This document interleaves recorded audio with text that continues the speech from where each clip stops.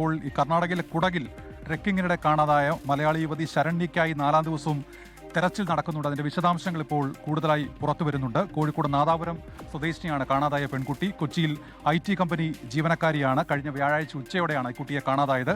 കുടകിൽ നിന്ന് ഇപ്പോൾ കാളിദാസ് ദേവദത്തമാണ് വിവരങ്ങൾ വായിച്ചിരുന്നത്. കാളിദാസ്, ഈ തെരച്ചിൽ എങ്ങനെയാണ് ഇപ്പോൾ നടക്കുന്നത്? പുതിയ വിവരങ്ങൾ എന്തൊക്കെയാണ് നൽകാനുള്ളത്? വളരെ വേഗത്തിൽ.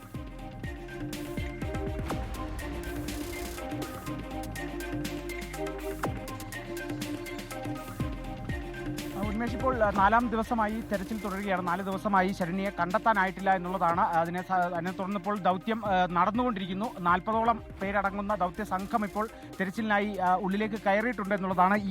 നമുക്ക് ഈ പുറകിൽ കാണുന്നതാണ് തടിയൻ്റെ മോൾ മലനിരകൾ. ഈ ബ്രഹ്മഗിരി മലനിരകളുടെ പശ്ചിമഘട്ട മലനിരകളുടെ ഭാഗമായിട്ടുള്ളതാണ്. ഇവിടെയായിരുന്നു കഴിഞ്ഞ ബുധനാഴ്ചയോടെ ഹോം സ്റ്റേയിൽ ബുധനാഴ്ചയോടെ എത്തി രാത്രി വീട്ടുകാരോട് ഈ ട്രക്കിങ്ങിനെ എത്തിയ കാര്യമടക്കം പറഞ്ഞിരുന്നു. അടുത്ത ദിവസം വ്യാഴാഴ്ച രാവിലെയോടെയാണ് ആ ഒരു ട്രക്കിംഗ് സംഘത്തോടൊപ്പം ഒരുമിച്ച് ഈ മലനിരയിലേക്ക് കയറിയത്.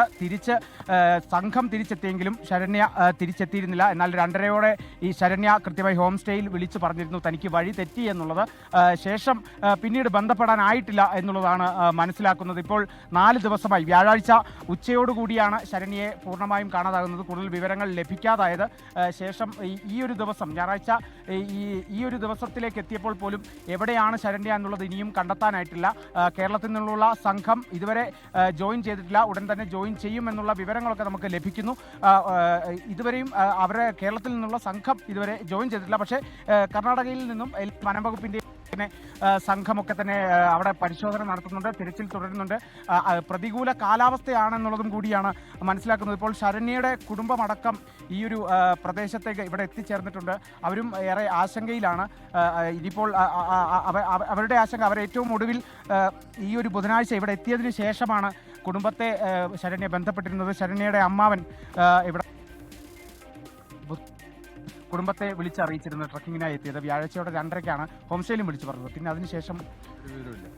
പിന്നെ ഇതുവരെ ഒരു വിവരവും കിട്ടിയിട്ടില്ല. പിന്നെ പോലീസ് അറിയിച്ചപ്പോഴാണ് നമ്മൾ അറിയുന്നത്. അതിനുശേഷം നമ്മൾ ഇവിടെ വരികയായിരുന്നു. അതിനുശേഷം ഇവിടുത്തെ SP-യും സംഘങ്ങളിലും 4ാം ദിവസമാണ് ഇൻവെസ്റ്റിഗേഷൻ നടത്തിക്കൊണ്ടിരിക്കുകയാണ്. പക്ഷേ ഇതുവരെ നമുക്കൊരു റിസൾട്ടും കിട്ടിയിട്ടില്ല. ഏറ്റവും ഒടുവിൽ കിട്ടുന്ന വിവരം എന്താണ്? ഏറ്റവും ഒടുവിൽ കിട്ടിയ വിവരം എന്താണെന്ന് വെച്ചാൽ ഒരു 40ഓളം സംഘം ഇതിന് ഉള്ളിൽ കാട്ടിലേക്ക് പോയിട്ടുണ്ട്. അവർ പരിശോധന നടത്തിക്കൊണ്ടിരിക്കുകയാണ്. പിന്നെ ഒരു അരുവിൻ്റെ അടുത്ത് എന്തോ ഒരു ചെറിയ സൗണ്ട് കേട്ടു എന്ന് പറഞ്ഞിട്ട് ആദിവാസി സംഘം ഇവിടെ ഇൻഫോം ചെയ്തിട്ടുണ്ടായിരുന്നു.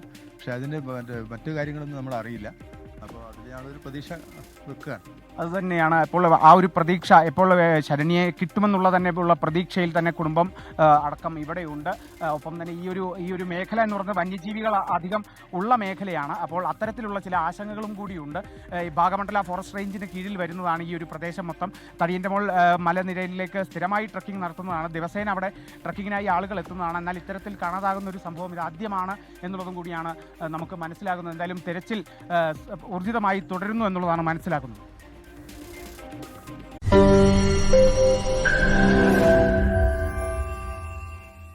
ലോകത്തെവിടെയായാലും ഏത് സമയത്തും 24 വാർത്തകളും ഓഗ്മെന്റഡ് റിയാലിറ്റി പാക്കേജുകളും എക്സ്പ്ലെയിനറുകളും വിശദമായി കാണാൻ ഞങ്ങളുടെ YouTube ചാനൽ നിങ്ങൾക്ക് സബ്സ്ക്രൈബ് ചെയ്യാം.